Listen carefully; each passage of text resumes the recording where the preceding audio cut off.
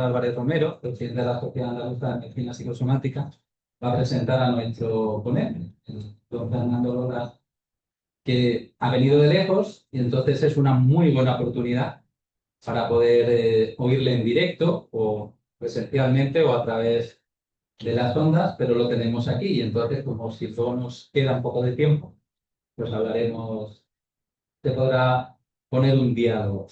Aprovecho yo a que no nos hemos traído el papel. Sí. Ah, sí. ¿En qué estamos aquí? Pues este es el 9º itinerario de salud mental, medicina psicosomática y filosofía de la ciencia. El 9º significa que llevamos 9 años, la verdad que ha pasado pronto. A mí me parece que empezamos el otro día, pero bueno. Entonces, cada año, ¿en qué consiste el itinerario? Pues es un conjunto de seminarios que tienen un tema, un nexo común. El de este año va a ser la relación terapéutica con el paciente, claves del quehacer sanitario. Yo creo que eso nos interesa a todos. Entonces, bueno, a mí particularmente, pero a todos, psiquiatras, psicólogos, en fin, no solo médicos. Y tenemos, empezaremos hoy, es digamos, el seminario inaugural.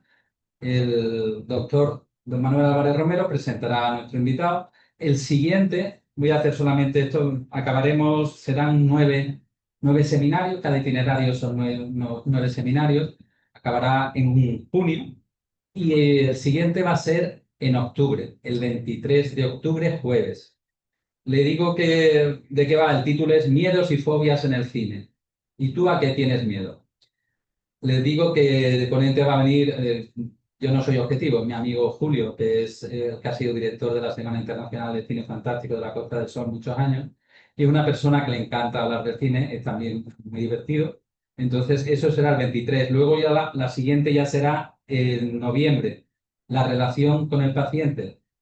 Y el título, el subtítulo es Me importas. Lo dará la doctora Dolores Braqueais, que vendrá de Barcelona, y tiene un libro que se llama así, ¿Me importas? No, sin interrogación, me importas. Porque al fin y al cabo lo que todos necesitamos es sentirnos importante para alguien. Eso desde que somos pequeñitos, mire usted, lo llevamos haciendo.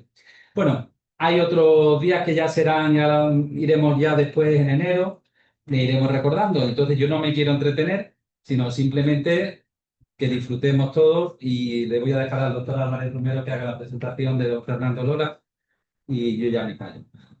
Adelante. Muy bien.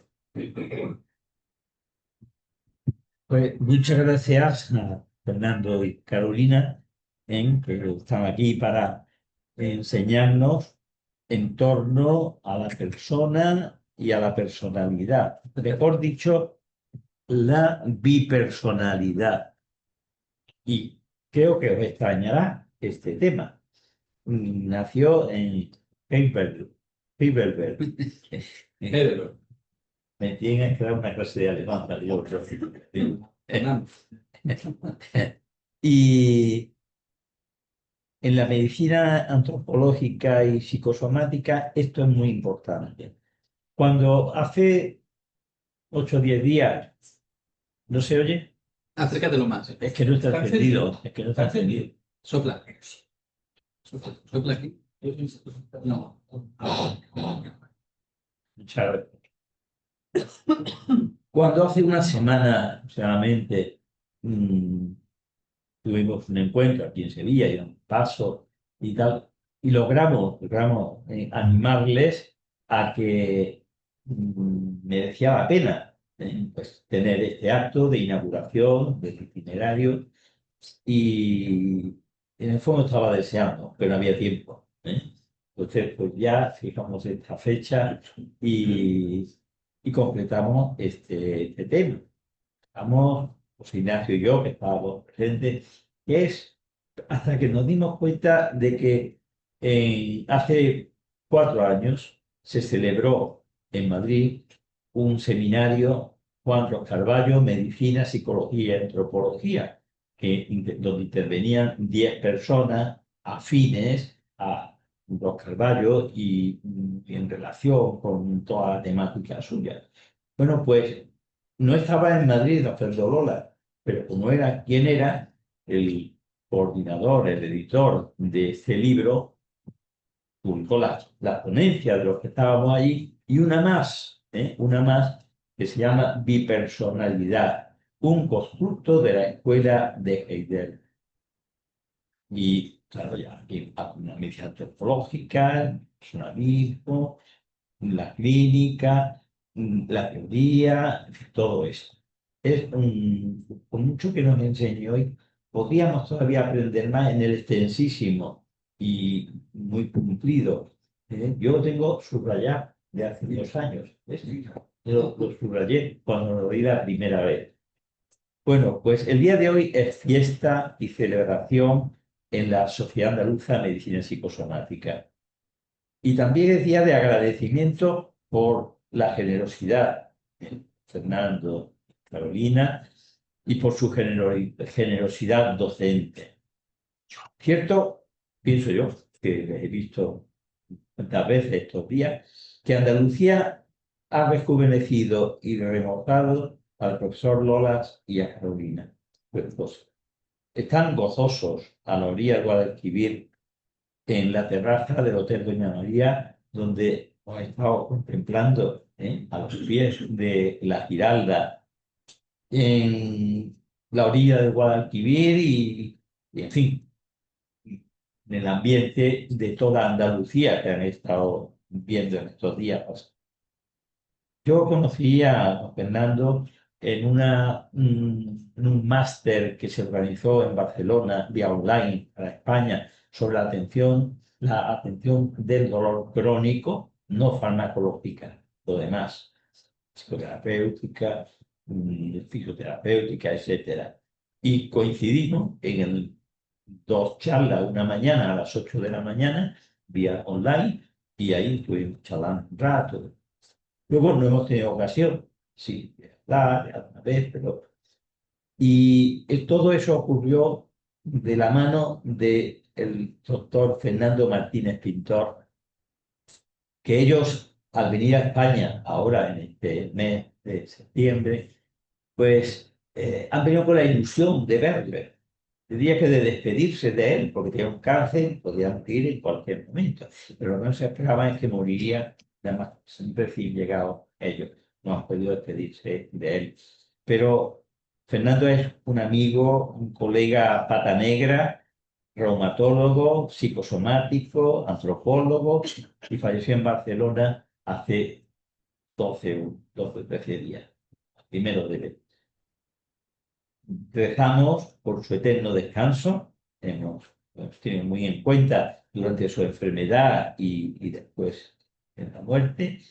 Sabemos que se preparó muy bien, me lo contó su mujer, Almudena, había estado en fin, muy pendiente y yo que hablé con él unos cuantos días o semanas antes, pues lo ha ido siempre, pues más que ahora deja a la Virgen por mí, pide el milagro, quiere el milagro, dile, en fin, recemos por su alma, que yo creo que lo agradecerá, y ahora seguro que se está riendo porque desde el Colegio de Médicos ha estado bastantes veces, motivo de congresos o de otras actividades. Este libro fue el que me dio la primera noción de bipersonalidad. Y desde entonces pues ya he aprendido bastante y hoy será matrícula de honor. Es un tema peculiar, interesante, novedoso, sugerente, es enormemente roffiano, de Roff, en su contenido. Así lo veo yo. Y ahí tenemos todo el problema de la urdimbre y demás. Y algo más del egregio ponente, podríamos decir, pues yo le diría que gracias por sus libros. Nos ha traído media docena de libros. Hoy ya los pondremos a disposición de la gente de la Sociedad Psicosomática, pero aquí tenéis uno que más ilusión me hace, la perspectiva psicosomática en medicina, ensayo de aproximación, me lo acaba de dar. Esencia y formas de la bipersonalidad, hecho en torno a Paul Christian y Renate Haas. Y el otro día me dio, cuando el libro, ya me he leído una buena parte, perspectivas en bioética, la perspectiva psicosomática en medicina, sus largos escarceos y trabajo en el ámbito periodístico. Está en otro libro muy simpático, se llama Divagaciones y Arqueología de Andrenio. Andrenio es el sobrenombre que él el seudónimo para estos relatos. Y allí ya explica la razón de todo eso que inventó en 1998. Desde entonces ha escrito 7 tomos de artículos del Mercurio en estos 25 años. Recuerdos, recuentos y repasos es una colección de clásicos y originales relatos amenos y diversos, y un título curioso: Oficio de anotar. Yo no se lo recomendaría todo. Oficio de anotar. Ese no lo tengo que buscarlo. Y otro que ha pedido hoy es Gramática de la Libertad, Andrés Bello y la Unidad Lingüística Panamericana. Es otro pequeño libro, pequeño tesoro. En 2024 recibió el grado de Comendador Numerario de la Imperial Orden Hispánica de Carlos V. Eso, digamos que es lo más llamativo, porque él estudió medicina, pasó a ser profesor titular de psiquiatría en la Universidad de Chile, experto y profesor, ambas cosas, en antropología, humanismo y bioética. Académico numerario de la Real Academia Española y en la de Ciencias Médicas de Córdoba, Argentina. Académico honorario de la Real Academia Chilena de Medicina. Miembro de honor de la Sociedad Española de Medicina Psicosomática. Recuerdo cuando en uno de los congresos se le nombró como tal. Doctor honoris causa por 6 u 8 universidades hispanoamericanas, director del Programa Regional de Bioética de la Organización Panamericana de la Salud. Y en 2003, pues, salió este texto sobre Ross Carballo, en el cual es el primero de los ponentes. Y ahí aparece el primer trabajo de investigación y la descripción de la bipersonalidad, como he pasado por esta anteriormente. Bueno, pues aquí he de cortar lo que con gusto seguiría, porque hay material de sobra por lo que he podido encontrar, pero es de justicia que le conozcáis a fondo. He tratado de abrir unas ventanas a la realidad en esta disertación, en el diálogo y coloquio que podamos tener hoy y en lo que somos capaces de exprimirle, sacarle para nuestro provecho. Muchas gracias, Fernando. Bueno, muchas gracias por esa amable presentación, sin duda innecesaria. Yo, como acaba de decir el doctor Álvarez, soy médico. Mis primeros años fueron dedicados a la investigación básica, en fisiología del sistema nervioso. Después decidí entrar al ámbito de la medicina alemana y me fui a Heidelberg, porque en Heidelberg existía una corriente a la cual don Pedro Launtralgo llamó 1950 la Escuela de Heidelberg. Sorprendentemente, mientras yo estaba en Alemania, encontré un libro de Laín en alemán y se llamaba Die Heilkunde in geschichtlicher Entscheidung, el arte de curar en una decisión histórica. Y yo, comentando con los amigos de Madrid, me dijeron: no, ese libro no lo escribió Laín, era el prólogo que dio al libro de Ross que se llama Patología Psicosomática. Y fue tan extenso este prólogo que Ross Carballo le dijo: publíquelo como libro aparte. Entonces, en este libro, Laín hace una especie de traducción, como todos sabemos, acerca de las diferentes mentalidades que ha tenido el arte médico. la mentalidad anátomo-clínica, porque conquistó primero el espacio, después la mentalidad anátomo-fisiológica, con que se conquistó el tiempo, el discurrir patológico, y la perspectiva antropológica con que se descubrió la persona. El espacio, el tiempo y la persona son las tres etapas en las que ha tenido el arte médico su énfasis.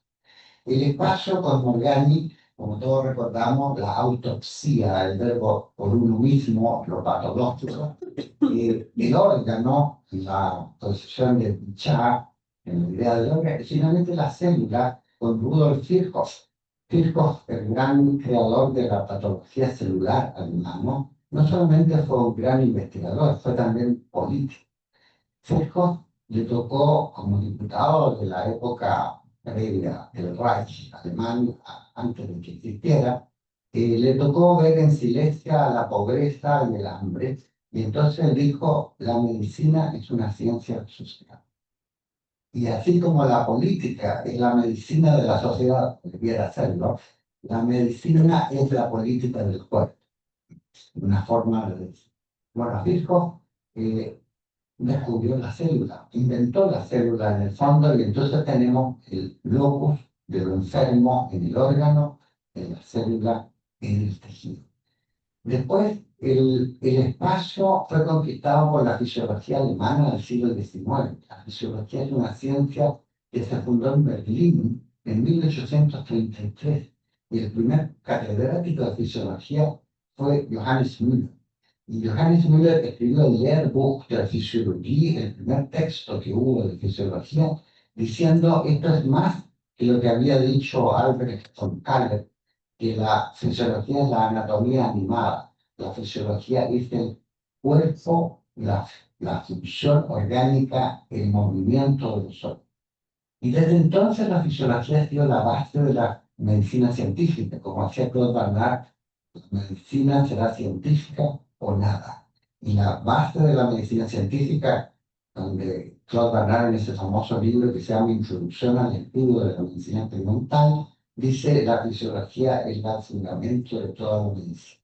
Por lo tanto, después de descubrir el espacio, se descubre el tiempo bajo la forma de dos conceptos. La heterotopía, o sea, algo que funciona donde no debe funcionar, y la heterocromía, lo que funciona de una manera distinta, como el corazón, por ejemplo, es una arritmia o tiene funciones distintas.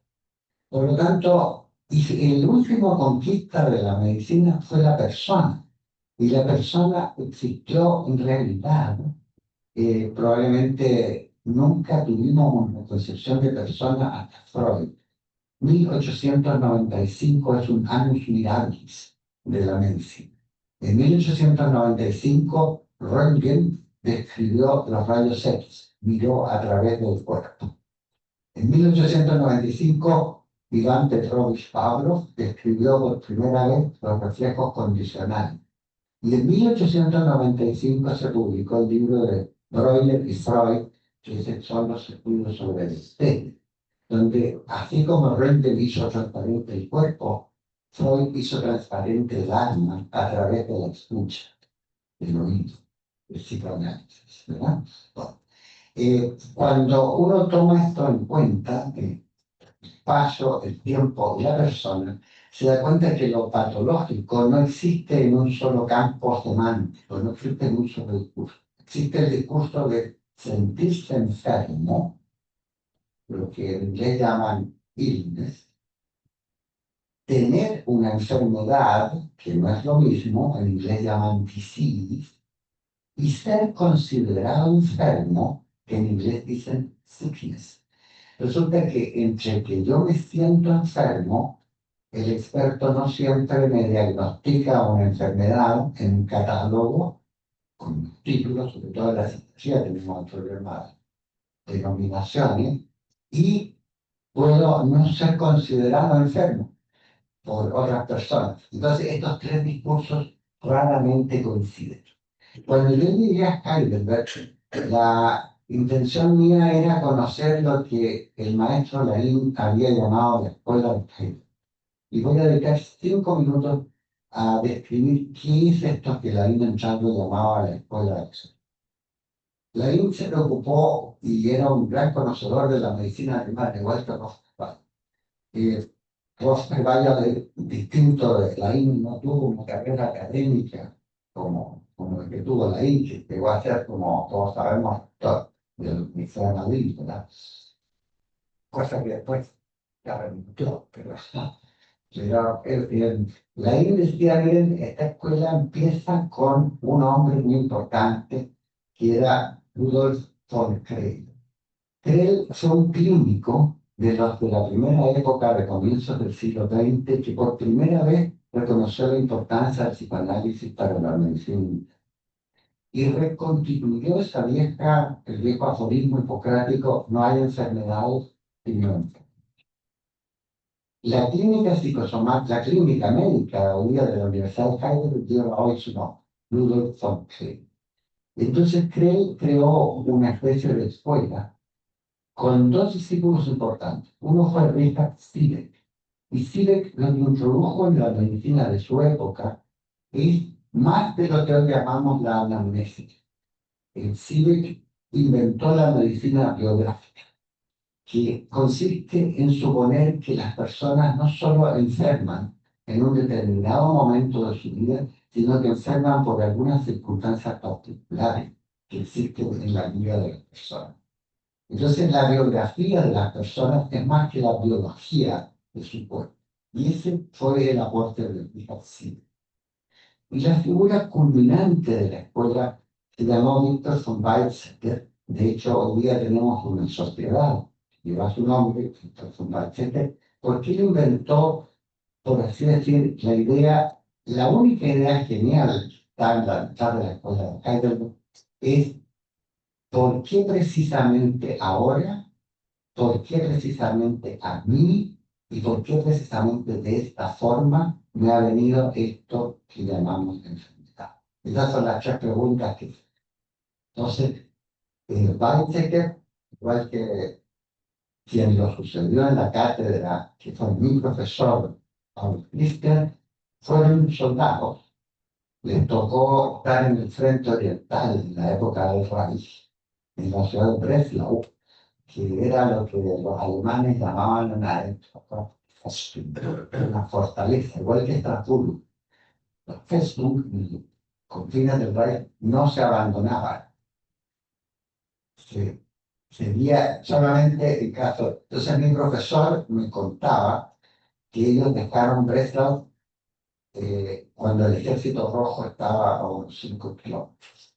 En la noche caminando hasta llegar a ser prisionero de los americanos. Era mejor que ser prisionero del ejército rojo, donde estaba habiendo sido soldado. Bueno, la principal idea de Weizsäcker era no solamente esto que después hemos conocido como medicina holística, modelos biopsicosociales, hacía la Engel, ¿verdad? Este artículo de Engel tan famoso en la revista Science.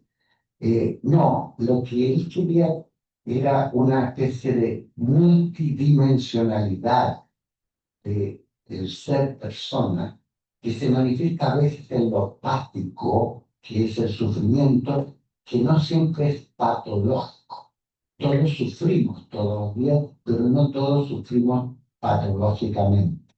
Entonces, la principal concepción de Victor von Weizsäcker fue que es cierto, había una idea de una psicosomática. No sabían que Felix Deutsch, uno de los discípulos de Freud en América en 1922, había escrito ese famoso libro, The Mysterious Leap from the Mind to the Body, el misterioso salto de la mente al cuerpo. Es una idea de Felix Deutsch.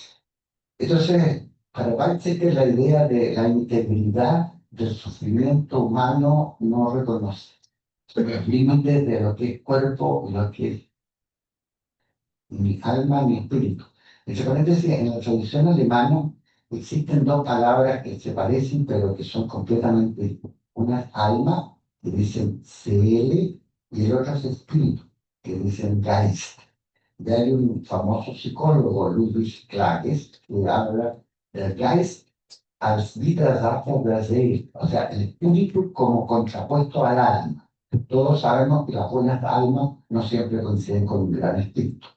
Y a la inversa, grandes espíritus suelen ser almas muy ruidosas. Pero en fin, una cosa es la dimensión moral y otra cosa es la dimensión cognitiva. Y por eso en estos tiempos de metáforas como la inteligencia artificial, lo que estamos imitando es la parte cognitiva, no estamos imitando la parte. Todavía no tenemos un chat GPT sintiente, pero probablemente lo va a haber en algún momento. Lo que Balcher decía es que más allá de estos psicosomáticos, había que hacer una antropología médica basada en un radical esencial, que es el de pedir ayuda y recibir ayuda, que es lo esencial del acto médico, del acto terapéutico en general. Terapia, como ustedes saben, quiere decir ayuda. Y entonces, en sus últimos tiempos, parece que escribió un libro de confusa lectura y de difícil traducción que se llama La Patosofía. En ese libro parece que trata de, por así decir que de la medicina psicosomática pasamos a una medicina antropológica para llegar finalmente a fundar una antropología médica, o sea, una estructura de pensamiento teórico que tome como el radical humano esencial de pedir y dar ayuda como lo esencial. Yo fui durante muchos años editor de una revista británica que se llama Social Science and Medicine y teníamos una sección de Medical Anthropology. Pero resulta que en el mundo anglosajón la antropología médica no es esto.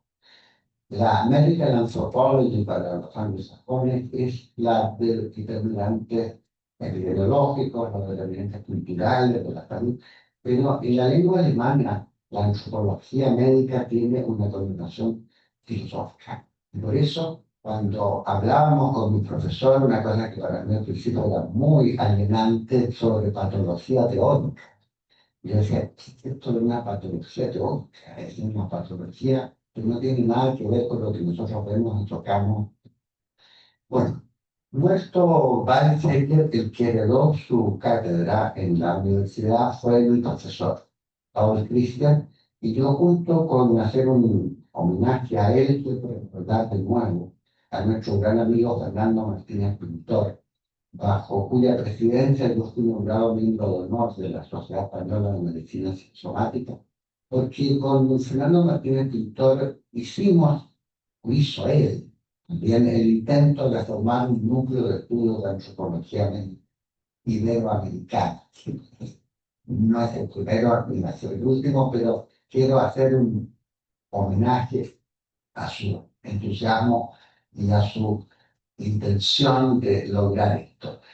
Y para mi profesor entonces, Paul Christian, que heredó la cátedra de Victor von Weizsäcker, tenía en la institucionalidad médica de esa universidad, que es una universidad de 1386, o sea, es una universidad más bien antigua. Cumplió 600 años en 1986, fue una de las universidades más afines al régimen nacional socialista, al punto que el ministro Goebbels estudió ahí sociología. No le dieron su título de doctor de sociología porque era un poco revoltoso muchos estudiantes, pero ya cuando era ministro del Reich, los nuevos autoridades de la universidad le concedieron el grado de doctor de sociología. Pero lo interesante es que en la institucionalidad ellos hablaban de una medicina clínica general, no en el sentido de lo que nosotros entendemos por medicina general, sino en el sentido de una integridad de la aproximación que tomara en cuenta los diferentes lenguajes. ¿Ya? Decía yo que el lenguaje de sentirse enfermo no es el mismo lenguaje de tener una enfermedad ni es el mismo lenguaje de ser considerado enfermo. La allgemeine klinische Medizin, la medicina clínica general, que en ese sentido, Heidelbergensis, no es lo que nosotros llamamos el médico general, es que uno consulta por cualquier dolencia y que lo va a derivar a un especialista. No, ellos tenían esa otra concepción. Y con mi profesor hablamos muchas veces acerca de en qué consistía esto de la relación entre dos personas, una que necesita ayuda y otra que podría estar en condición de dar. Y ahí entonces él recordó, y ahí viene la idea ya que quiero dedicar hoy día a la conversación, la bipersonalidad. Resulta que Wilhelm Dilthey, el filósofo que ustedes conocen sin duda por la hermenéutica, ¿no? Dilthey tiene un ejemplo, una obra que dice, cuando dos personas van a cortar un árbol, usan una de estas piedras, y que hay dos personas que van a cerrar el árbol, van a cortar, ¿no? No se sabe bien quién pone más fuerza, si uno u otro. Esa idea de la sierra, que Dilthey usa como un ejemplo de la coacción, de la coherencia, es lo que Christian repone en la idea de la bipersonalidad, donde dice, resulta que cuando dos personas tienen un objetivo común, cuando se ponen de acuerdo en una tarea que está fuera de ambos, pero a la cual ambos se dirigen, no pierden su individualidad, sino que la reconstruyen de una manera distinta. Y entonces él decía, el enfermo, sobre todo Christian llegó a esta concepción tratando muchos heridos de guerra, personas que quedaban con implicaciones, personas que quedaban con limitaciones físicas, en las cuales se notaba que su rendimiento mejoraba considerablemente si trabajaban en conjunto con una persona sana. Entonces, esta idea de la bipersonalidad consiste no en suponer que lo esencial son los individuos, lo esencial, como decía Herbert, no hay un yo sin un nosotros. Y esa idea central es la que está detrás de esto. Curiosamente, todos ustedes están familiarizados más que yo probablemente con Ramiro de Maestro. El maestro fue un hombre que escribió un libro interesante que se llama La crisis del humanismo. Curiosamente escribió Maestro en 1915, estábamos en la Primera Guerra Mundial, y después hizo una segunda edición, y él dice, lo importante no son las personas, lo importante son las cosas. Y las cosas son cosas tan concretas como lo que estamos aquí, pero cosas así como los valores, las cosas en las que todos creemos. Y la idea de la bipersonalidad de Christian es eso, es cuando una persona a la que llamamos enferma y otra persona a la que llamamos experta se ponen y se juntan con una finalidad común, es posible que se olviden de sí mismos y entonces realicen una acción que puede ser creativa. En alemán existe una expresión que a mí me parecía al principio muy curiosa, que ellos dicen la oferta sintomática, sintomatisches Angebot. El profesor Solano, el profesor Solano estaba conmigo en Heidelberg, la oferta sintomática. Alguien llega y dice, doctor o doctora, me duele esto, me pasa esto. Y ya la mayoría de la gente llega con un rótulo. Fíjense que ser enfermo en la sociedad contemporánea es ser una persona etiquetada en un sistema social. La sociología clásica de Dalton Parsons definió lo que llamaban the sick role, el papel de enfermo. El papel de enfermo, esta sociología clásica de los años 50, en ese libro del Social System, era 4 derechos y 4 obligaciones. ¿Qué derechos tiene uno como enfermo? Puede sustraerse a sus habituales obligaciones de rol. Puede tal vez quedarse en su casa, aunque el portero se puede quedar en su casa menos tiempo que el gerente de la compañía. ¿Sí? Tiene también la posibilidad de sustraerse a ciertas obligaciones, pero tiene deberes. Y entre los deberes, que tal vez que de la sociedad capitalista, primero ponerse bien. lo más rápidamente posible para echar al sistema productivo de nuevo. Y segundo, buscar ayuda experta, especializada. Bueno, los expertos no son siempre los médicos, ni tampoco los psicólogos, ni tampoco las personas que se suponen expertas en materia de menoscabo, sino a veces son los otros significativos de la vida que saben más que uno. Pero el punto importante es que lo crítico es que la idea de la impersonalidad era concentrarse en algo que no somos ni tú ni yo, sino que algo allende nosotros dos, nosotros. La verdad es que esta cosa de la diada y de la relación médico-paciente ha sido una especie de defensa de la profesión médica y de las profesiones de ayuda en general, un sancta sanctorum que no se toca. De hecho, todas las normas de confidencialidad y de privacidad, pero nunca están solas dos personas. Hay una multíada, no es una díada, es una multíada, porque junto con estar la persona es rotulada de enfermo y la persona rotulada de experto, están alrededor de ellos muchas personas con presentes, pero no físicamente presentes. Están los que son mis amigos y familiares, los que son personas que se preocupan por mí, los otros significados. Por lo tanto, esta bipersonalidad es en realidad una multipersonalidad que solamente se justifica cuando uno entiende que lo importante no es esta persona o esta otra persona, sino el trabajo en común. Para los psicoanalistas como Lester Vygotsky, que lo vi muchas veces en Heidelberg, la idea que se instauró en aquellos años era de Therapeutic Alliance, la alianza terapéutica. Y la alianza terapéutica, bien entendida, no es sino eso, el unir fuerzas en torno a algo que no somos ni tú ni yo, sino que es algo allende ambas personas.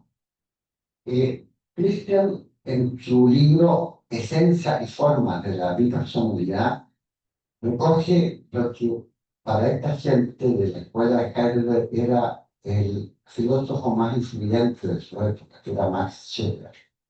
Y Max Scheler se decía de pas philosophe, de la filosofía no es un filósofo, ¿verdad? Sofía. Según dicen, Scheler tenía muy buen humor y como ustedes comprenderán, Esencia y Forma de la Bipersonalidad se parece mucho al libro de Scheler, Esencia y Forma de la Simpatía, que es el libro clásico porque uno estudió siempre.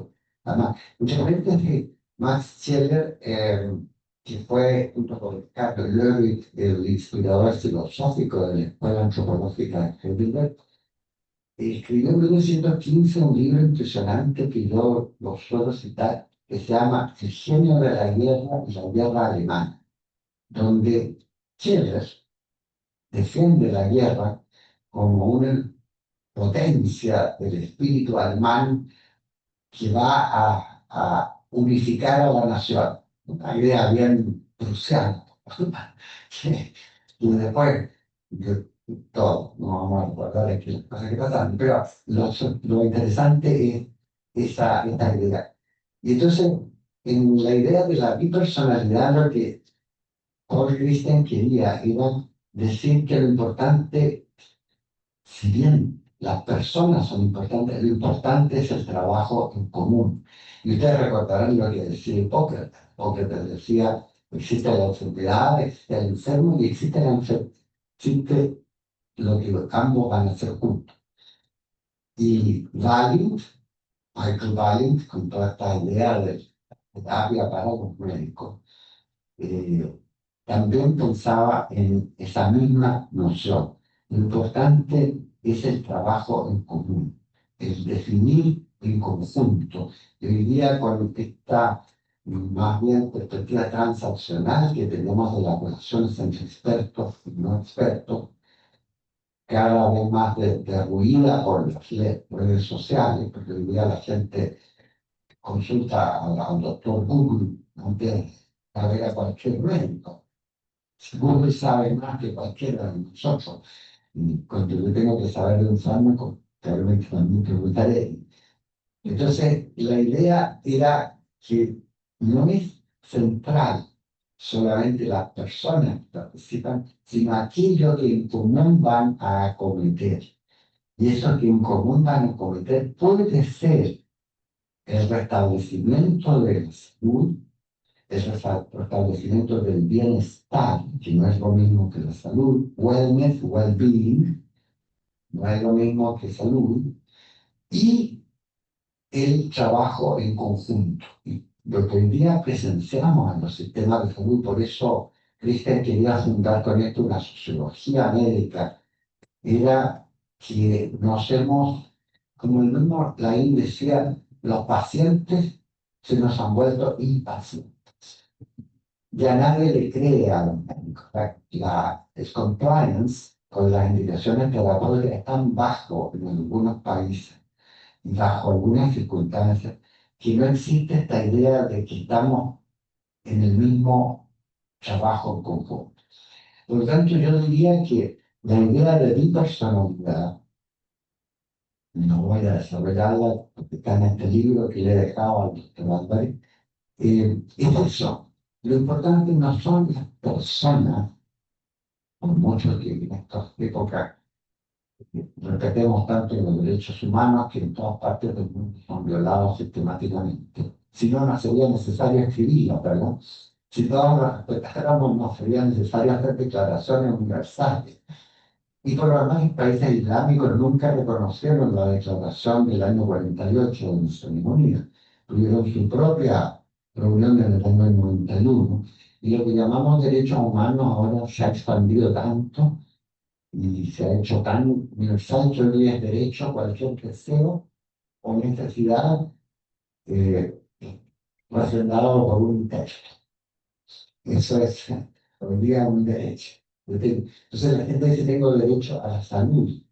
Curiosamente, puede tener derecho a la salud, aunque puede tener derecho a alguien es al mercado o al Estado que puede proporcionar medios y recursos para la salud. Pero la salud es una construcción tan personal que nadie me la puede dar. Yo tampoco la puedo decir. Por lo tanto, resumiendo, la escuela de Heidelberg no tuvo un impacto práctico en la institucionalidad médica ni de Alemania ni de ninguna parte. El sucesor de mi profesor, Peter Hahn, escribió un libro muy bonito que se llama Propedéutica Médica, donde trató de que todas estas ideas que yo les he dicho se pusieran en el contexto de la institucionalidad, pero no fue posible. La medicina antropológica alemana tuvo su florecimiento en ese periodo, después no ha sido más que una manifestación, diría yo, verbal, lip service, ¿no? De decir, todos respetamos a los seres humanos, ¿no? Pero en la práctica, ¿qué tenemos? Tenemos sistemas de salud saturados, tenemos demandas más allá de las que podemos cubrir, de educación y de salud nunca se tiene suficiente, ni en los sistemas capitalistas ni en los sistemas sociales. Siempre va a haber más deseo que recompensa.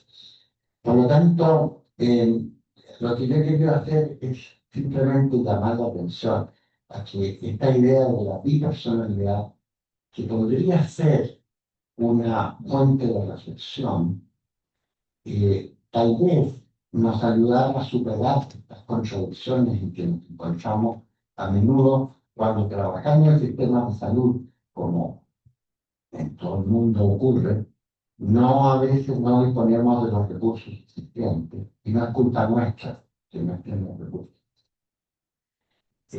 No tenemos a veces la capacidad de responder a las demandas de las personas porque las demandas de las personas son inagotables. Y ya digo, Pinochet, sentirse enfermo, tener una enfermedad y ser considerado enfermo son tres discursos que raramente se armonizan. Yo me puedo sentir enormemente enfermo, voy donde el experto y el experto no tiene nada. ¿No has fijado que la medicina académica le dice a uno, usted no tiene nada? En cambio, todos los charlatanes le dicen, yo lo voy a curar, de algo que con algún ensalmo especial voy a, no sé, una moraleja, nunca decir nada. Es la idea entonces de la medicina antropológica, es la idea de una suerte de abandono de estas individualidades que de alguna manera nos perjudican. Y es la idea central de esta bipersonalidad. Debo decir que mi profesor además escribió otro libro, que no lo he traducido aún, se llama El sentido del valor en el hacer. Y él dice, todo acto no es solamente, como decía Watson y los conductistas, un behavior, también es una intención y tiene un significado, por lo tanto tiene un valor. Por lo tanto, el sentido del valor en el hacer es algo que está implícito en cada una de las acciones.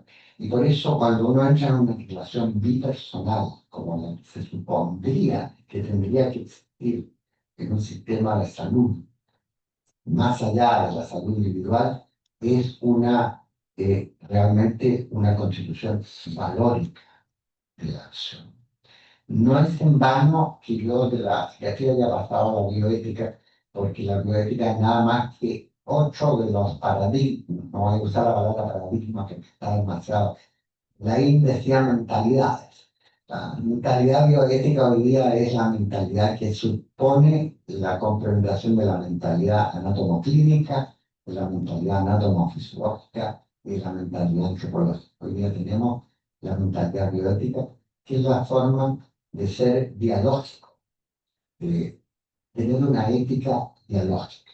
El gran especialista español que nos ayudó mucho mientras yo fui funcionario de la Organización Panamericana de la Salud para crear la bioética en el continente americano fue Diego Gracia, que desde Madrid ha hecho toda una escuela en la que creo que todos nos hemos alimentado.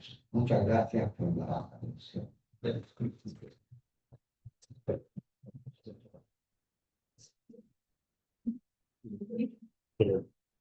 Pues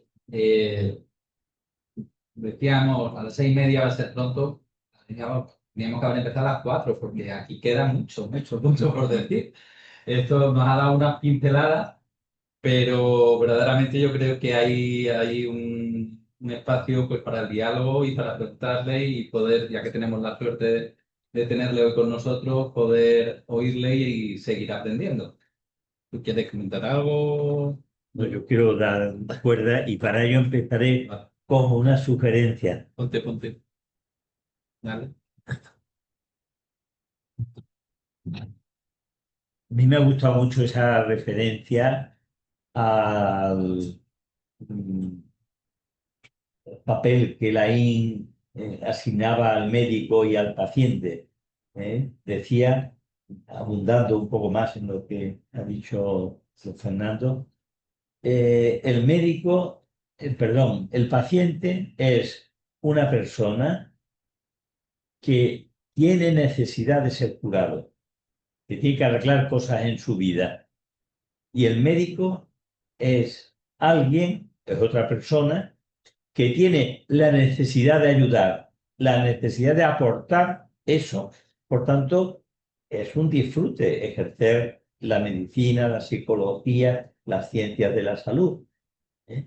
Es algo que puede dar medios materiales, económicos, puede dar relaciones, puede dar fama, pero da también ese gusanillo de haber ayudado a una persona que a veces es algo enormemente impactante para el médico. Sí, pues un resfriado, o puede ser un abuelete que se pone en condiciones de conocer a su nieto, o a ser, en fin. Bueno, por eso yo quería distinguir lo que decía Fernando, como lo decía, de esa necesidad, y quería que nos dijera, esa necesidad que la cita, yo uso mucho esa frase, ¿no? ¿Eh? Con el argumentario, con el significado, con la vivencia, se puede enriquecer o hablar un poquito más. Y animo luego a las personas, todos, que soy gente muy valiosa, muy capaz en su totalidad, pues que sepáis sacarle jugo dando en alguna de estas preguntas, sucesivas. Ya que estamos recordando el concepto de amistad médica, un concepto de latín muy importante, que no es ni guía ni ágape, sino es una forma particular de amistad, que quiero recordar al profesor que era Regius Professor en Oxford, que decía ecuanimitas. El médico tiene que tener mucha empatía. Pero Sir William Osler, que en realidad era canadiense, era British Professor en Oxford, decía, la gente no va al médico para que el médico llore con él. Va al médico para que le tenga simpatía, pero que al mismo tenga ecuanimidad. Tenga una cierta distancia compasiva que no le humille el juicio. Y esta es la idea de la amistad médica de que hablaba Laín. Laín decía, y eso lo dice en ese libro estupendo que escribió sobre la amistad, precisamente, que yo puedo tener la mayor simpatía por eso, pero yo no estoy ahí para llorar con esa persona, estoy ahí para ayudar. Dentro de todo eso tengo que tener una distancia, y esa era el libro de Osler, se llama ecuanimidad, una difícil virtud, porque uno se siente obviamente movilizado por afectos, pero esos afectos no deben enturbiar el juicio. Eso es lo que la decía también. Muy bien. No funciona ahí. Habría que avisarle. A ver, no, sigue. ¿Déjalo? Vale. Abajo. Sí, se ve por aquí. Y lo podemos llamar. No funciona otra vez. ¿Vale? No, vale. Sí, vamos entonces a aprovechar. Traducimos, si hay alguien que lo diga, lo repito yo por aquí para que los que están telemáticamente puedan oír. Eso, vale. Venga, Pues el profesor Cano va a hablar. me gustaría, ha sido un placer escucharles, he entendido perfectamente lo que es un concepto tan difícil como la bipersonalidad, ¿Se han entendido que esto de personalidad? sí, que los que trabajamos desde la psicología sí estamos familiarizados con la psicoterapia, con el concepto de alianza terapéutica. Sí, va a ser. Y lo No, entonces vamos a repetirlo en español y eso está muy claro. De pie. resumo. Lo que le quiero preguntar al profesor, aparte de felicitarle, es en lo que nosotros conocemos de investigación empírica, de hasta qué punto, ¿no? El interés de hasta qué punto, qué es lo que ayuda al paciente. Parece que la alianza terapéutica gana por goleada a las características del terapeuta, a la experiencia del terapeuta, por supuesto por goleada a las técnicas, a las aproximaciones técnicas distintas, en su visión, hasta qué punto es la relación, la bipersonalidad, esa que se sepa, lo que ayuda. También pregunta el profesor Cano, ¿hasta qué punto ayuda la bispersonalidad en el resultado final? Pues, clásicamente se ha hablado más de la alianza terapéutica, pero ¿cuál sería la opinión? Aquí, qué bueno escuchar esta idea porque los psicoterapeutas siempre con la palabra técnica, yo creo que trataron de tecnificar su oficio, o sea, hacerlo más elegante, por así decirlo. Porque la palabra técnica, todos recordamos los estudios del profesor Isaac, que demostraba que el psicoanálisis no es que fuera malo ni bueno, sino que un tercio quedaba igual, un tercio empeoraba y un tercio mejoraba.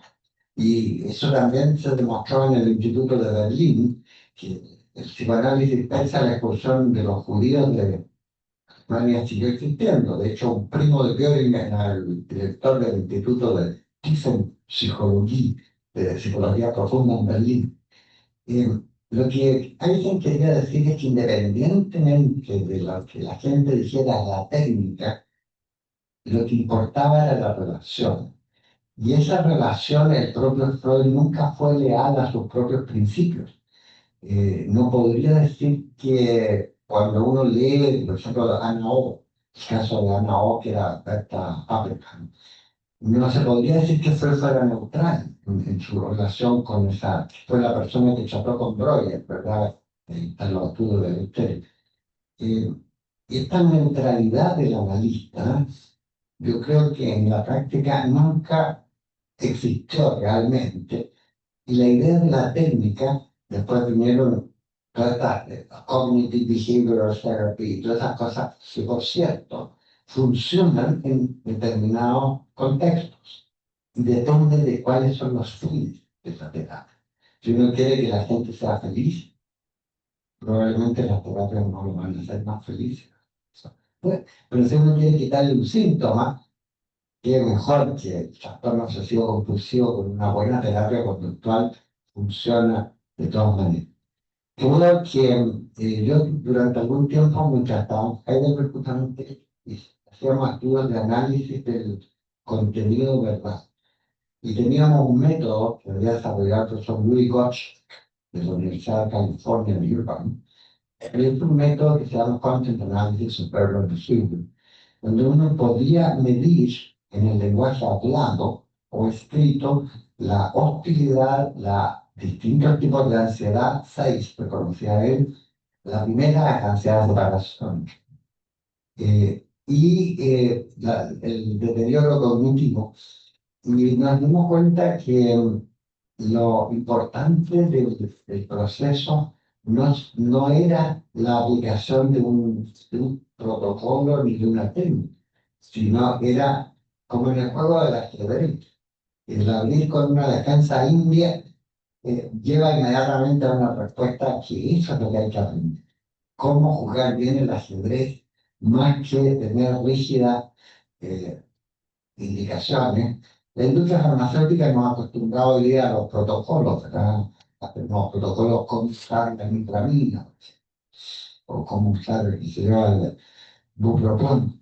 Estas técnicas no funcionan en la opción terapéutica. Y cuando yo hablaba de la medicina biográfica, decir, lo que estaba también de decir era que la biografía de la persona, no como la amnesia, no como la cinta de la amnesia que uno saca, sino como, por ponerlo en términos de Paul Ricoeur.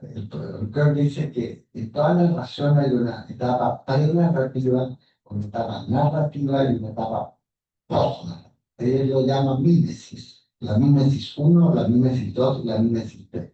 Cuando uno se encuentra con una persona que va a pedir ayuda, se encuentra con un relato biográfico, como hacía el antiguo in medium re, en la mitad de la historia. Porque uno no sabe lo que pasó antes y tal vez no sabe lo que va a pasar después. Las verdaderas buenas historias empiezan siempre in medium re, en la mitad de la trama. Y eso es lo que tiene uno con las personas cuando las encuentra.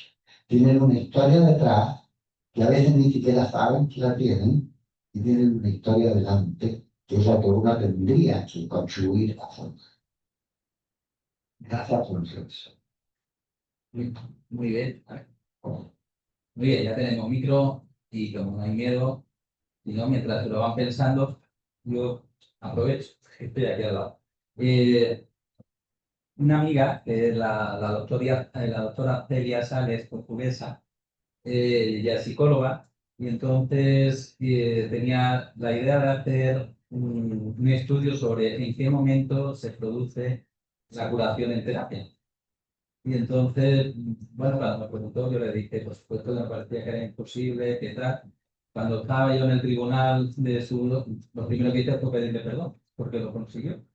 Y el factor que encontró más importante, ella no lo llamó mi personalidad, pero decía, al final lo que nos salió en el estudio que ella hizo magistralmente era que el paciente era terapia familiar, la familia como paciente y los terapeutas como equipo tenían que trabajar en la misma dirección lo mismo.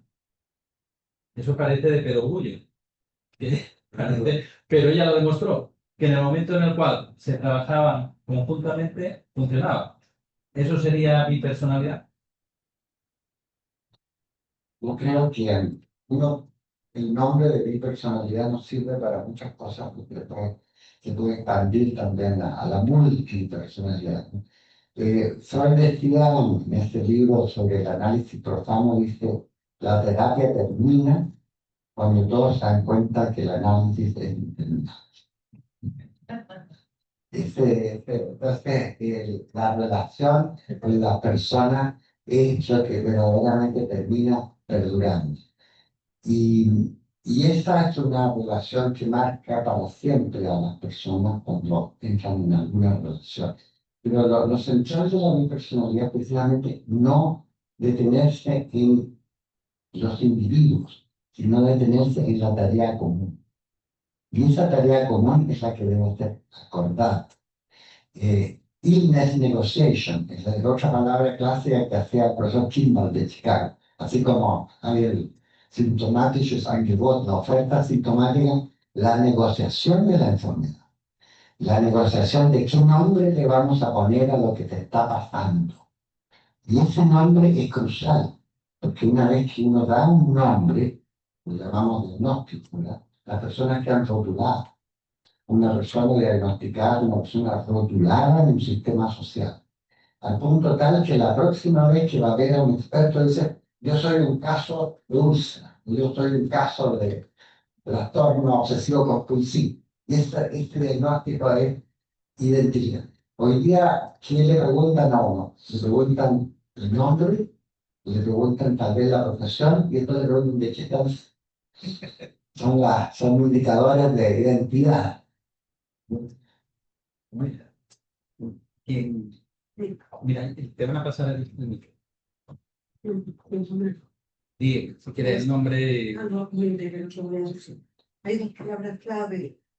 Hay Acércate o. dos palabras clave, pienso, Creo que que es no, darse creo que. cuenta. A ver si es que no está. Sí, pues acércatelo mucho a la boca. Ahora. A ver. Bueno, quería hacer énfasis en dos palabras clave. Una la ha nombrado Fernando. Friedberg hablaba del darse cuenta. Y la otra palabra es conciencia. Creo que ahí, en esas dos palabras, está la clave de la curación. Por eso.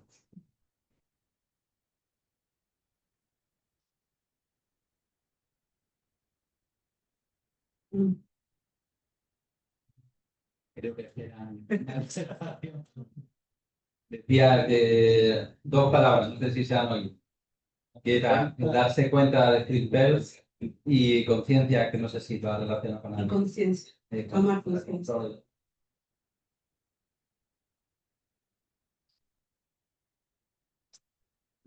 Yo he confiado donde hay un ello, tiene que haber un yo. Donde el él pasa a un hijo. Esa es la conciencia.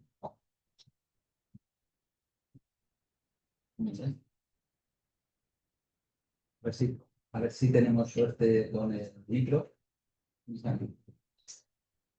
Perdón. Fernando.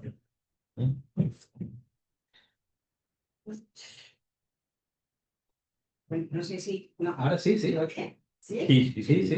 Pues, bueno, muchas gracias, doctor. Y me ha llamado mucho la atención que han nombrado muchos filósofos, ¿no? Hiltrey, Max Scheler, Freud, también se puede considerar en parte de filósofo. ¿Aconsejaría usted a todos psiquiatras, psicólogos, que profundizar en la filosofía? Yo creo que la respuesta es obvia. Así como Sydenham, que decía en el Hipócrates inglés, le decía a sus estudiantes, lean el Quijote. Sydenham.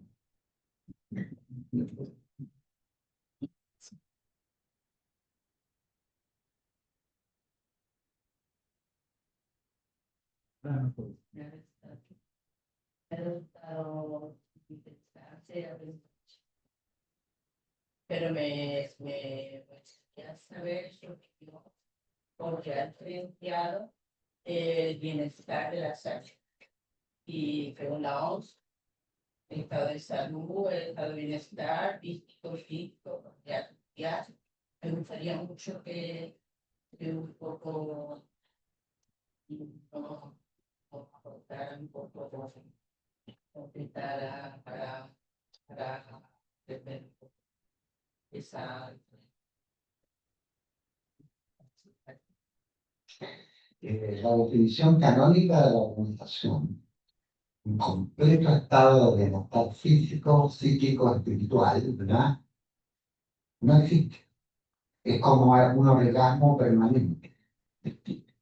Esa definición nos ha causado enorme daño. Y yo le agrego un punto a esta definición de falta, que es la dimensión temporal.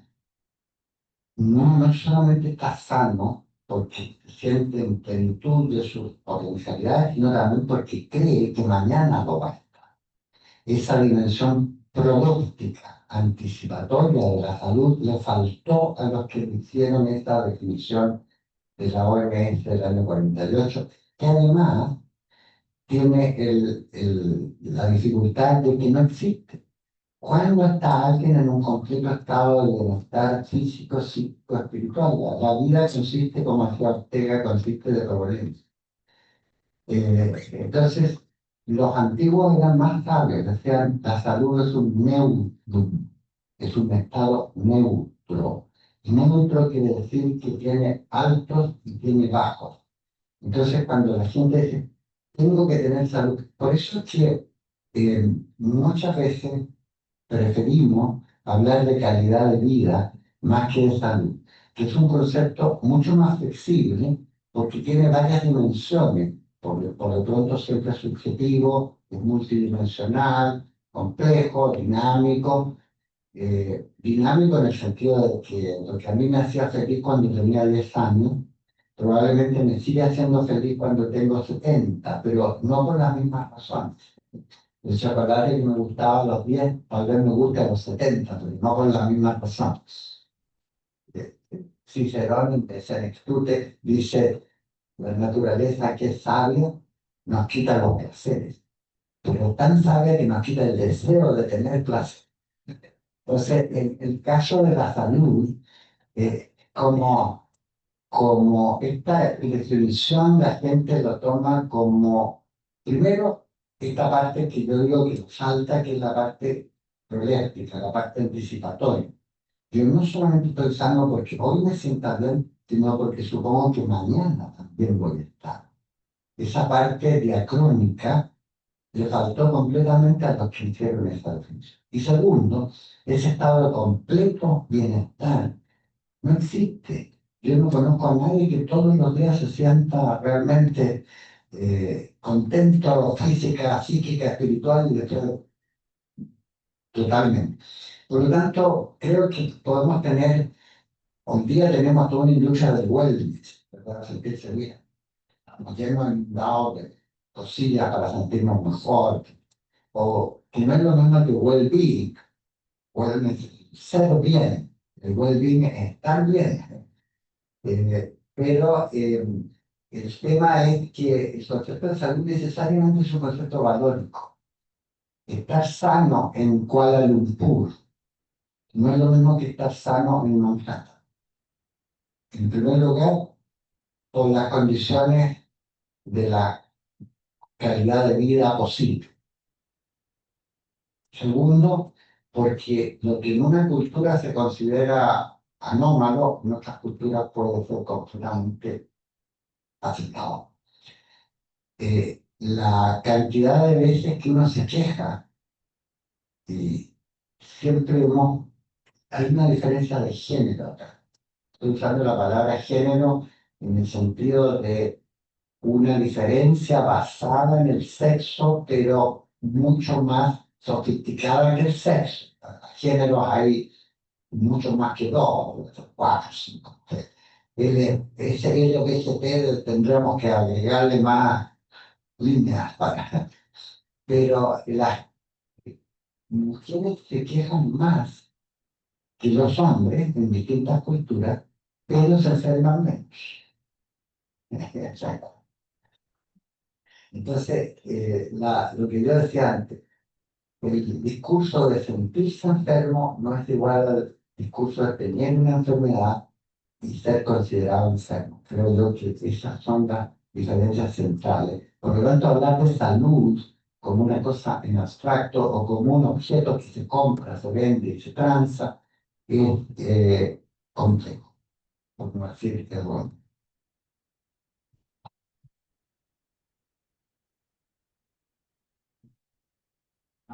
Más preguntas.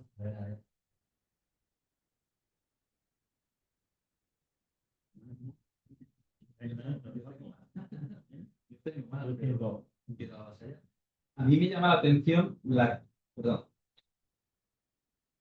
Me llama la atención sobre todo la aplicación práctica que le veo a este enfoque teórico.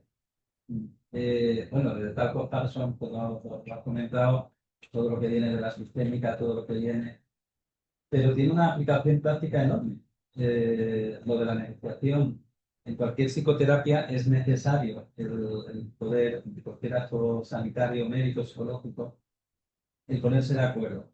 Insisto en eso, ¿no?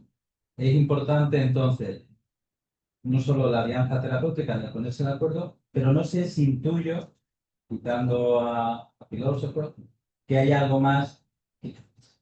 A ver, ¿cómo lo digo? No es solo la persona en la tarea, pero es la tarea con la persona. Hay que hacer algo con esa persona que viene con nosotros, que nos viene a pedir ayuda o que nosotros estamos ayudando. Bueno, esa es la idea, ponerse de acuerdo en cuál es la tarea. ¿Quién se aspira? Si alguien aspira a la felicidad total, estamos en pobre.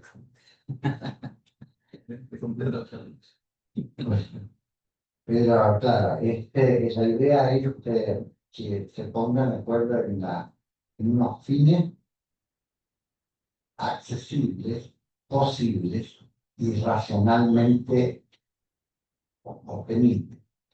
Las expectativas de las personas son infinitas.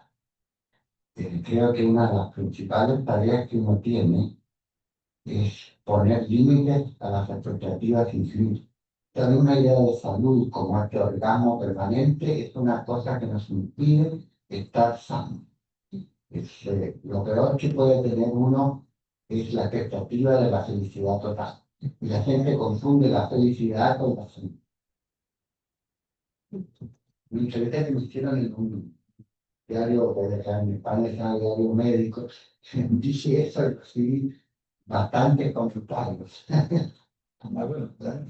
Quizás se podría escalonar esas expectativas, ni decir el total, ni siquiera hacer un pronóstico, pero bueno, ampliar, generar un campo de confianza. Por eso es fundamental la confianza del médico en el paciente, que tiene buena voluntad, que no lo acierte siempre, pero procurarlo.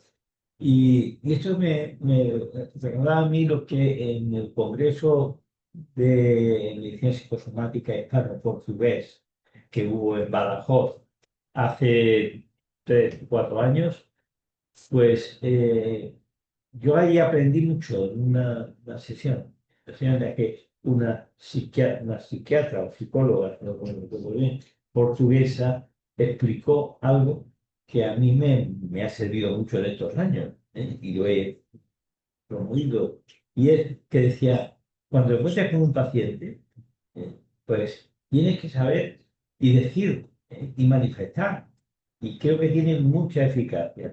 Decir, oye, mira, fulano, mira, tú tienes una dolencia, tienes una enfermedad encarnada en ti y es una dolencia. Llámese una depresión, llámese una obsesión, llámese una pulmonía. Tú tienes una dolencia. Y en el caso, sobre todo de los aspectos psicosomáticos, psicológicos, mira, tú eso no te lo puedes curar.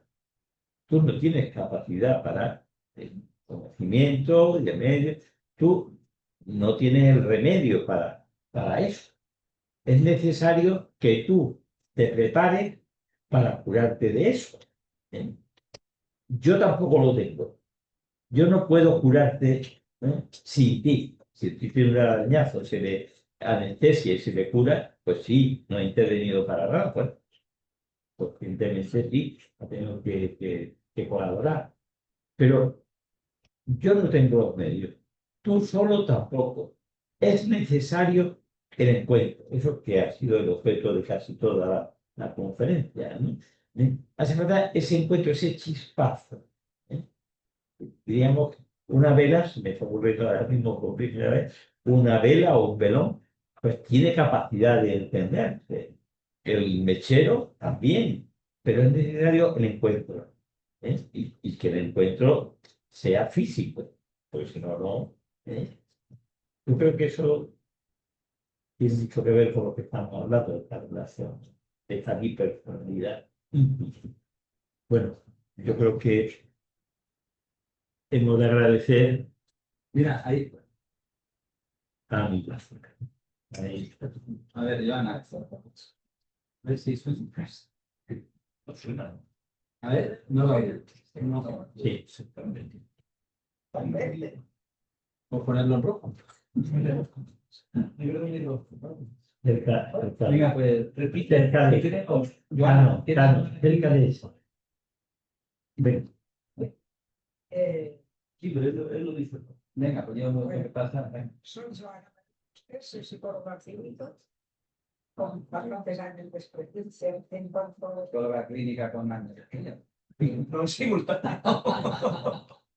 no, bueno, pues entonces Y lo dice. Nuria, llévalo. Pero bueno, No, no te puede llegar. No te puede.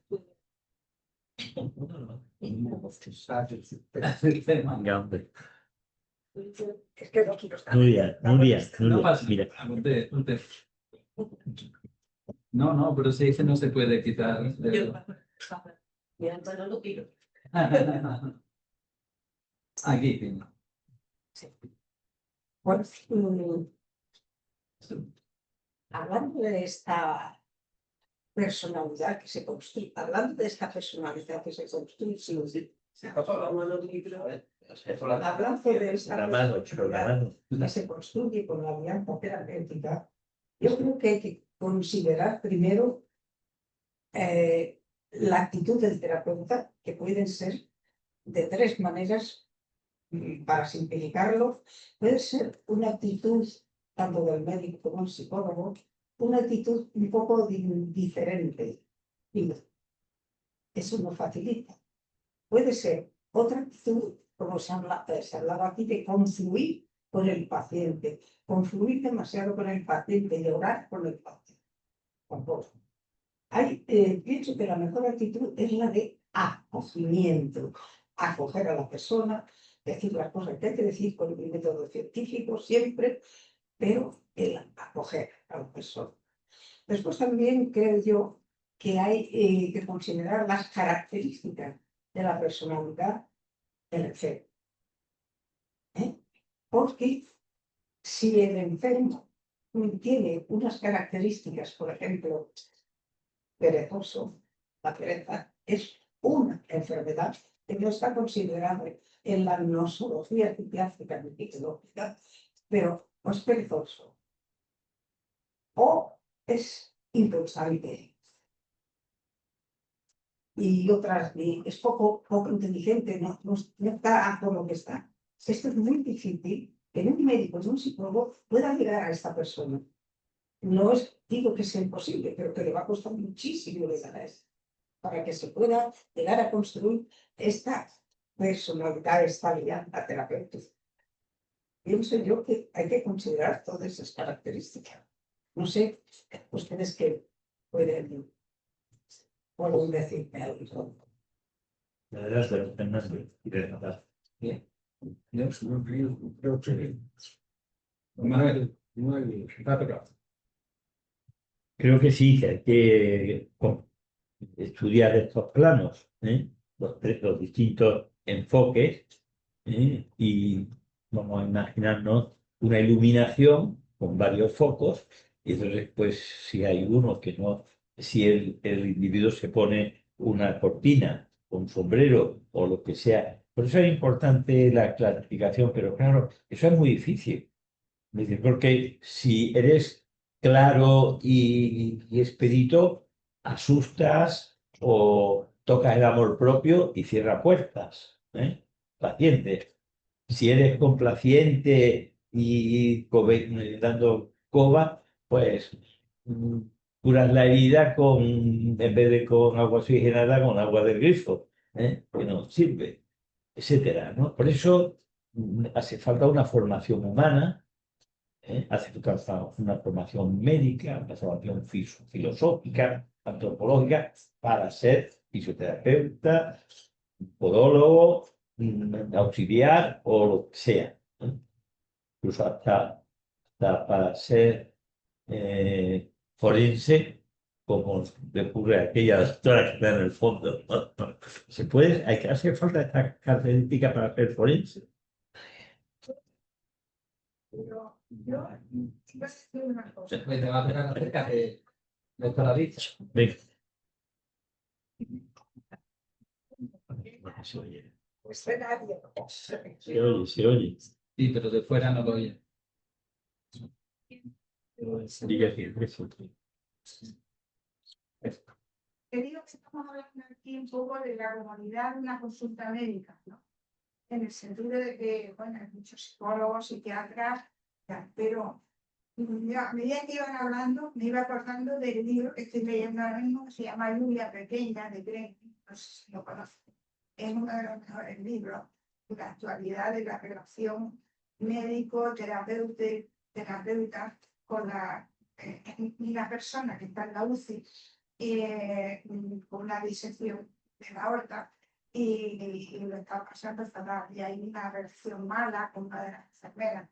Va analizando distintas relaciones, enfermeras buenas, enfermeras malas, como profesionales buenos, profesionales malos. Entonces, en una situación aguda, esto es difícil de ponerlo en práctica en la comunidad de una consulta médicas, pero en una situación aguda, en un proceso agudo, ¿cuál es la personalidad? Eso es una cuestión.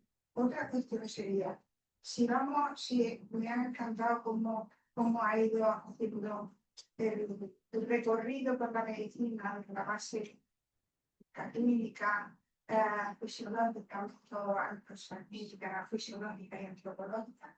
Y yo estaba pensando, ya después de tantos años de trabajo, de práctica profesional, llegamos a la antropología al final, o la antropología haber sido el principio. Y de hecho, la antropología médica parece que surgió espontáneamente en la relación entre los seres humanos. Siempre había alguien que estaba enfermo y acudía a alguien al chamán del antiguo, que se fue especializando de alguna manera. Pero esa relación antropológica existía. Entonces, vamos llegando al principio, al final, para retomar el principio y para considerar el principio que esa relación es la básica. O sea, después de muchas escuelas y muchas teorías, yo es lo que me planteo, ¿no? Estamos haciendo el círculo que se habla hacer siempre en todo, en el mundo, ¿no? Y cualquier cosa, está cada uno haciendo el círculo, ¿no? Me parece que el círculo es lo básico. Por lo que decía Concha, la filosofía, pieza básica de cualquier formación médica. Y la filosofía fue la base de la formación médica al principio de la creación de la Universidad Británica, que no estaba de nada. Primero años de filosofía y después pasaban al estudio de la medicina. No tendríamos que volver otra vez a retomar todo eso. O sea, la técnica es buena, pero es lo que sucede. Lo estamos perdiendo, ¿no? Eso es lo que quería decir. Si estamos volviendo a repetir el ciclo, ¿no? Y a ver la social que es tan importante. Voy a intentar repetir brevemente, para si no lo han oído los que están en internet. Entonces, has hecho referencia a dos cuestiones. Una es la relación en sí, que hay una tú dices que en una consulta esto puede resultar psiquiátrica, psicológica cómoda, porque cuando has puesto un ejemplo que en la UCI, pues claro, en una unidad de cuidado intensivo, esa relación es más complicada. Hay hecho referencia también a un libro que creo que se llama Nuria, Lluvia, Nuria, lo siento. Claro, perdón, Lluvia pequeña. Vale. Esa sería la primera cuestión y luego la segunda, haciendo el recorrido que ha hecho el doctor Lolas sobre la historia de la mentalidad anatomológica, la fisiopatológica y que llega al final a lo que es la antropología médica, te sorprende que a lo mejor teníamos que cerrar como un círculo, porque eso estaba ahí desde el principio, hemos tenido que esperar a llegar para descubrir la antropología, algo así, ¿no? Todo. Yo creo que el comentario es muy apropiado. La dimensión antropológica del arte de curar antecede con mucho a la institución social de la medicina, así como la religión antecede con mucho a las instituciones religiosas. Lo que llamamos medicina hoy día no tiene nada que ver con lo que pasaba en épocas de Paracelso. De hecho, la palabra physis, no hay que olvidar que antiguamente los médicos se llamaban físicos. Pero physis es la palabra griega que indica lo que se desarrolla autónomamente. Entonces el experto en la physis era el médico, que llamamos de médico. Entonces, creo que es muy importante esa observación. La institución médica, tal como hoy la conocemos, con la tecnificación, la instrumentalización y la mercantilización no existían en esa forma en otras sociedades. Por lo tanto, el concepto, el profesor que yo tuve, Rothschild decía, conceptos de la medicina son distintos según la gente. Entonces, lo que nosotros hoy día concebimos como medicina, y con medicina me refiero a cualquier arte terapéutico, no estoy solamente refiriendo a la profesión médica, con la profesionalización, la tecnificación y la medicalización de la vida. Hoy día tenemos el DSM-5, el manual diagnóstico de la quinta versión. Es increíble cómo desde el DSM-1 al DSM-5 han ido creciendo los cuadros clínicos. Y como el ICD-11, la clasificación, son tan geniales los que hacen estas clasificaciones que dejaron alvéolos vacíos, o sea, códigos que todavía no tienen nombre. Porque vamos a tener después enfermedades para llamarlas así. Pero yo quiero decir que precisamente el arte de curar es un radical antropológico que no se puede reducir a ninguna institución social como la medicina que tenemos hoy día. Y yo hago la distinción entre la religión o la religiosidad y las instituciones religiosas. No vamos a hablar de una iglesia en particular, pero esa es muy buena observación. De hecho, Avicena, Avicena, el médico, el canon de Avicena fue el libro de texto durante 1000 años. Yo estuve en Istambul cuando se conmemoraron los 1000 años de la publicación del canon, en 1980. Y decía, la medicina se divide en dos partes, la teórica y la práctica. Ahí está todos. Durante 1000 años, Avicena fue era persa, ya lo escribía la revista de Khurasan. Yo estudié con un profesor, yo estudié historia, en realidad también en Heidelberg, con un profesor de historia de la universidad llamado Heinrich Schippers, que era un experto en la medicina árabe del Medioevo. Entonces, su conocimiento de esta materia era, si ustedes se fijan en Maimónides, Averroes, todos eran polígrafos, escribían de todo. Significa que el arte de curar está enraizado en un complexo de creencias y de formas de vida. Pero que hoy día tengamos una institución social con nuestros gremios médicos que nos protegen, ¿verdad?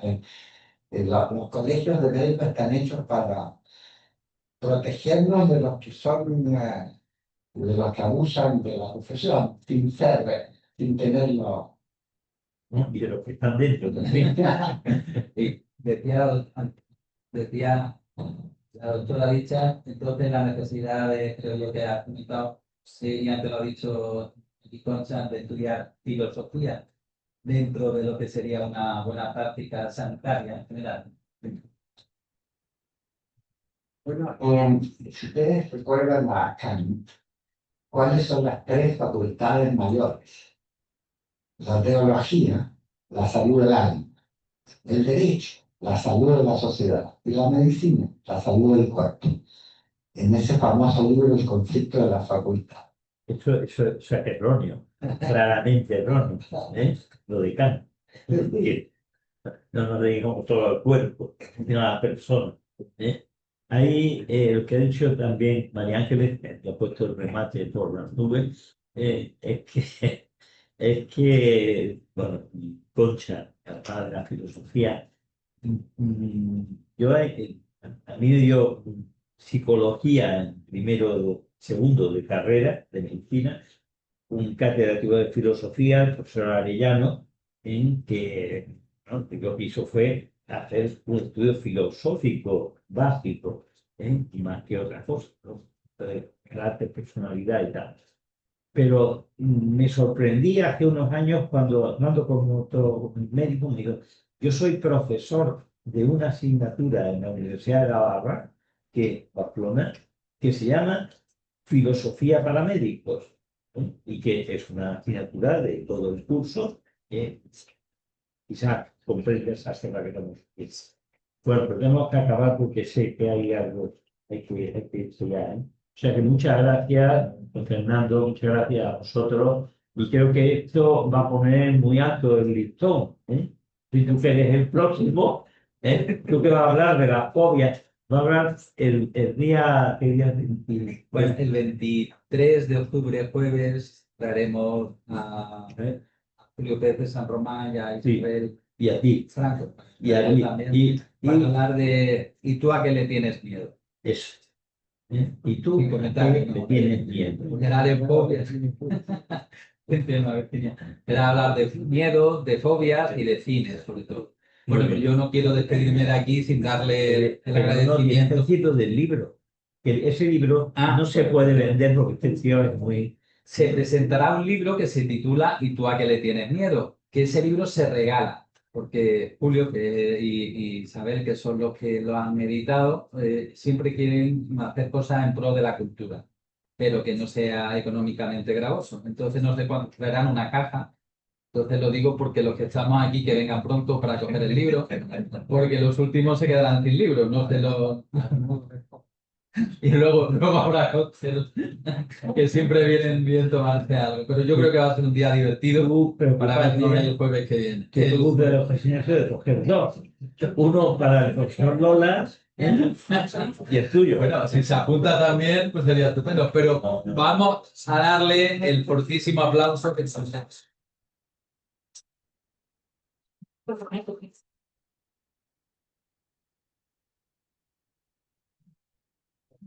Buenas noches y hasta el mes que viene.